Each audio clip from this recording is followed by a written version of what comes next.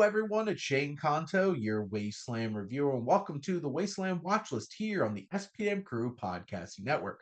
And this is my weekly show where guests and I play some movie roulette and randomly select a movie from my enormous watch list, which could be basically anything, because this certainly was something. Mhm. And joining me for this week's episode is my buddy Luke. Luke, thank you so much for coming on. Anytime. Shane, did you know waste is bad?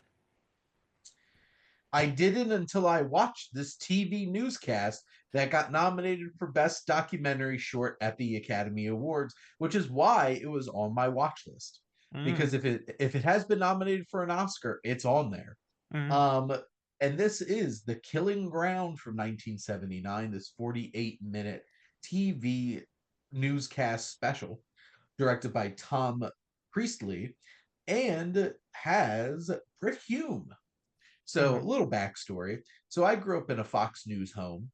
So, my mom and my grandparents had Fox News on all the time, even like during our night, our shows at night on commercials. My mom would still flip over to Fox News and watch whatever the hell they were talking about. And Britt Hume, I think I don't know if he's still at Fox News anymore. He was at Fox News for a long time, so I knew who Britt Hume was. And hearing his voice, I'm like, oh my god, is that Britt Hume? And then they showed him, I'm like, he's so much younger. Like, it's Did him. you did you have like a Ratatouille moment where it brought you back into your childhood?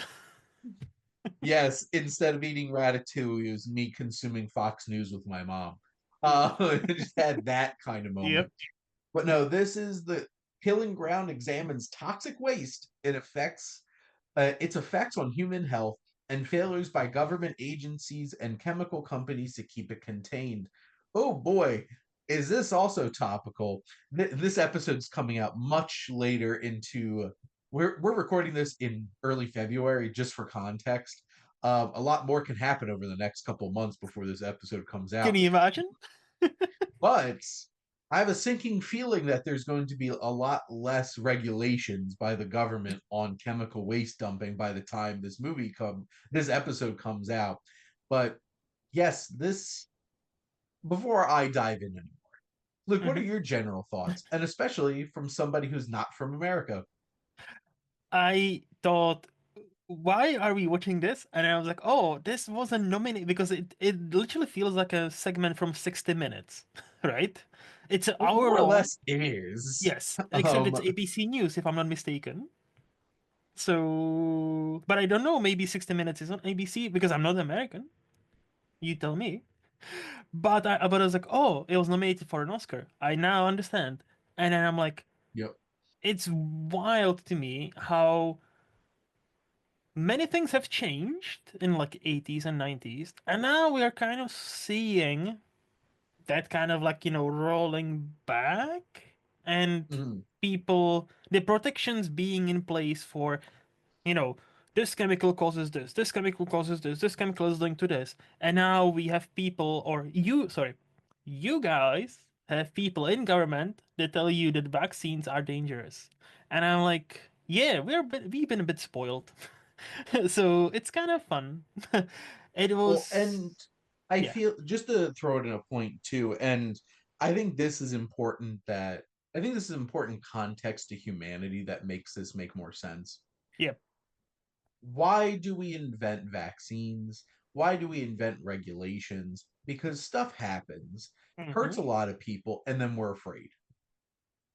Like as many And people that, pointed out, regulations are written in blood. Most regulations are written in blood because something has happened, yes, was bad, somebody's died, or many somebodies died. and no matter like this is going to be it might be a strange connection, but bear with me. Okay. People complain about cancel culture all the time. Mm-hmm. Cancel culture doesn't exist because humanity has too short of an attention span to remember Mm-hmm. that people did bad things and they'll get over it pretty quickly. Same thing here. People will forget pretty quickly.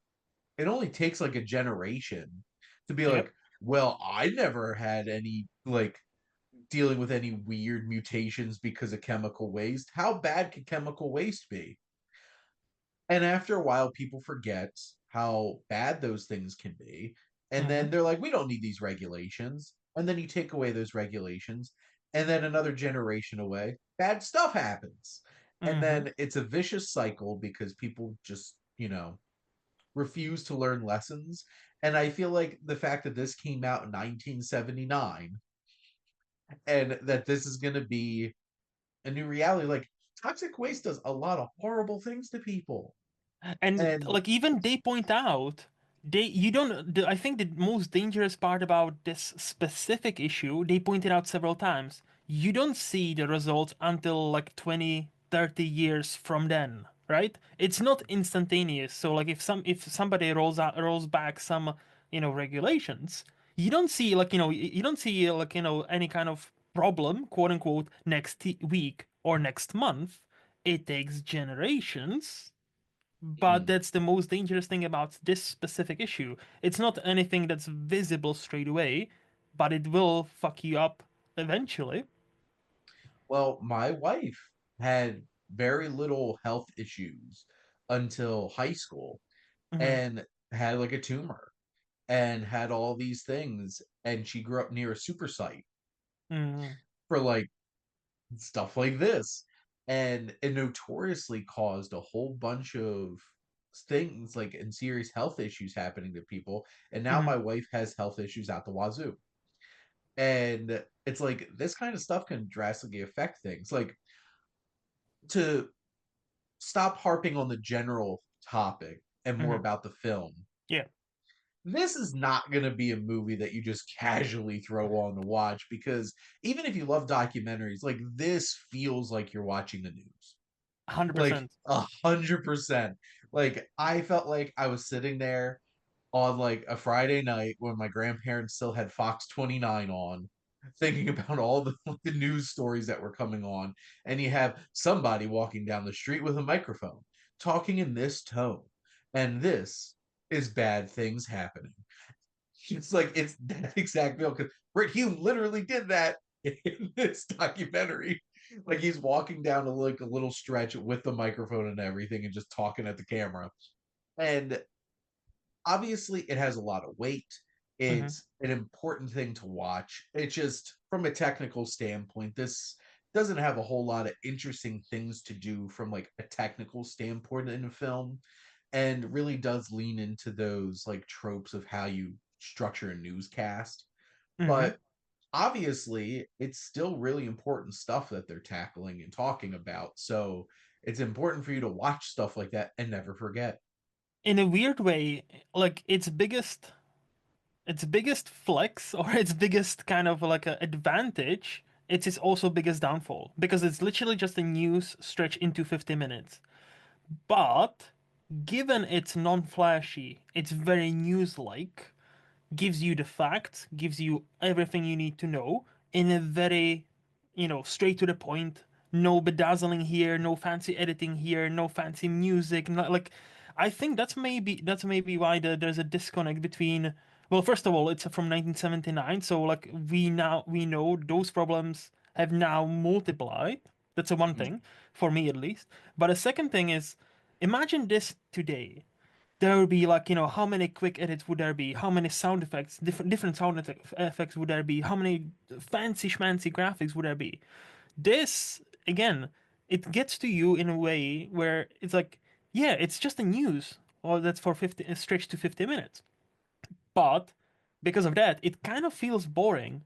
But the best news should be kind of boring. The best news should be as impartial as possible, gives you all the facts, mm, verifiable facts, not opinions. You don't see many opinions there. You see, this is linked to this. This is presumed to cause this disease.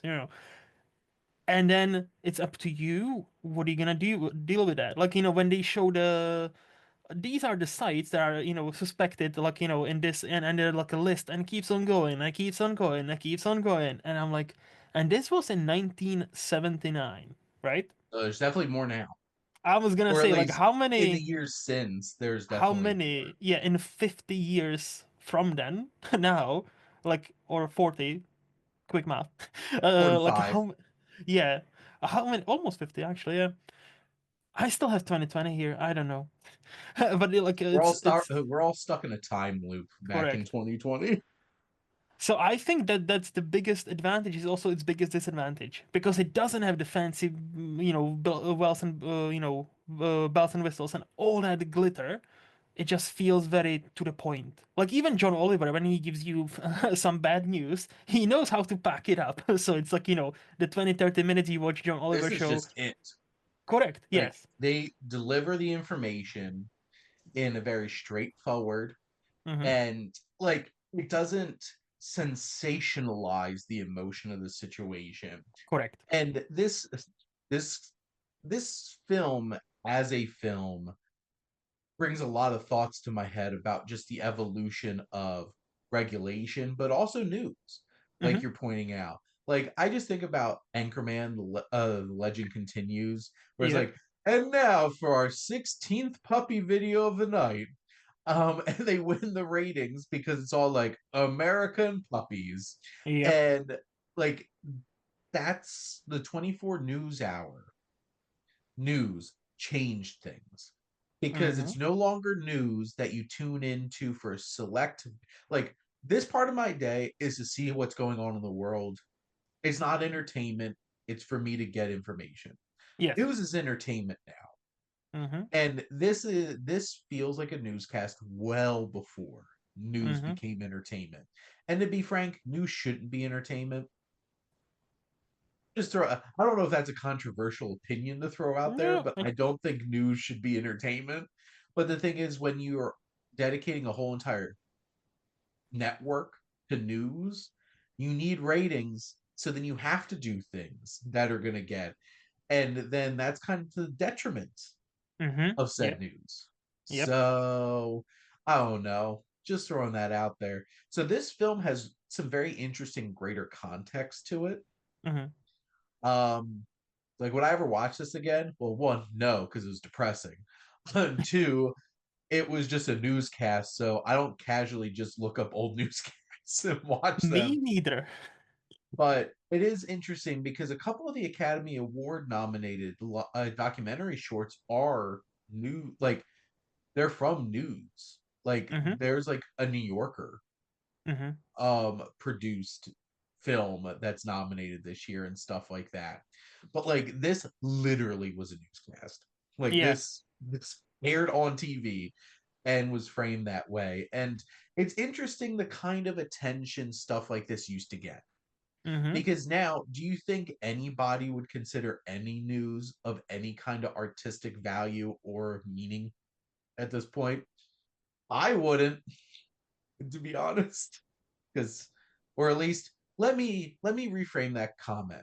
Would Mm-hmm. I think any news from the United States is of any merit? No, because it's a whole bunch of nonsense at this point. But It's not even that. I'll rephrase your question differently. If I say to you, "Hey Shane, let's watch this news. It's a very important topic. It doesn't have to be toxic waste. That has to be other thing, awful thing, right? But instead of we watch it with John Oliver, like, where he spices some jokes into it, so makes it more bearable, or like 3 minute segment, I'll tell you, but it's 50 minutes. There's no jokes. There's no fancy camera. There's no fancy editing. It's just 50 minutes of like proper like not even a torture porn, just like sad porn, and just like you'll be sad because of it, and there's not gonna be anything to distract you. Will you sit through 50 minutes of that? Probably not, and I wouldn't. um well, did anybody get murdered? See, yeah. Is Because there guns? well well Guns? here's the thing, Luke. Mm. People will sit through this shit if it's about people getting murdered. If it was a serial killer, people watch this Oh for yeah. fun. Hmm. It's called true crime, which a whole generation of people are Hmm. obsessed with. At least I'm speaking at least from the United States. Hmm. Millennials are obsessed with true crime. Like if this 50-minute news story was about a serial killer, they'd be all over the shit. Oh yeah. But because it's toxic waste, which probably did more damage and killed more people than those serial killers, it's not as interesting because it's not about cool. Uh, I'm using air quotes, people listening, cool Mm-hmm. because we have turned serial killers into some kind of like entertainment idols for us to enjoy. But that's a this film is triggering and in context to all kinds of things that we process today. But no, when I sit there and watch a 50-minute news story, no. If Mm-hmm. somebody showed me, it's like, hey, this is a really important thing to check out. It came from the news last night, and you look at that YouTube video, and it's 50 minutes, and you're just like, Yep. I don't know if I could watch any news for 50 minutes in a row. So And that's just on us, I think. That's on us. uh well, this was an interesting conversation. Well, this was Um fun. and at the end of the day, toxic waste is bad. It kills people. It Mm-hmm. causes all kinds of health issues. And this is a very, very dry, informative, and direct way of learning those things from 100%. 1979. And you know what? There's probably infinitely more things that we in society are putting in things, or using and dumping, and all kinds of stuff that is also causing horrible things to our bodies. But here in America, just keep on doing it. You So, guys are celebrating it. oh man. But Luke, Mm. thank you so much for coming on and joining me for this depressing discussion. Anytime? Question mark? But thank all of you for listening. Do any of you have a particular newscast that you like to go watch? Any news segments? I bring that up because there is like mob talk on Fox 29 from where I'm around from, and like they talk about like mafia stories and stuff like that. Oh. Also, true crime. So yeah, it just keeps cycling back. You know what? That's what I should ask. What's your favorite go-to true crime stuff? Because if you tell me you don't watch any, I'm a little skeptical. But make sure to follow or subscribe wherever you listen to your podcast. We have plenty of new things coming your way here on the SPM Crew Podcasting Network. A lot of great new shows, a lot of great new guests. If you want to get involved, contact us. And if you like our logo, make sure to check out High Flyer Creative for all your digital marketing needs. But most importantly, thank you as always for tuning in and supporting the Wasteland Watchlist here on the SPM Crew Podcasting Network.